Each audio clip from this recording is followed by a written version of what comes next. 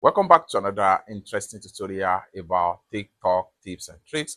And in today's video, I will show you how to delete hidden TikTok story without any stress. Let me show you how. Very first thing you want to do is open up your TikTok app.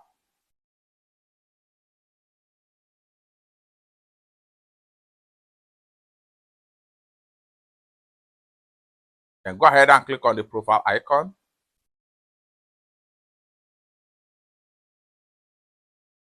Go ahead and click on this padlock icon.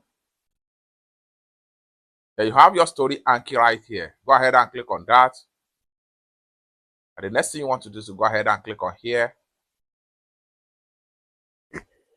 The next thing you want to do is to select the story you have in the Anki. For you to delete, go ahead and click on this icon right here. Then go ahead and click on delete right here. Then go ahead and click on delete.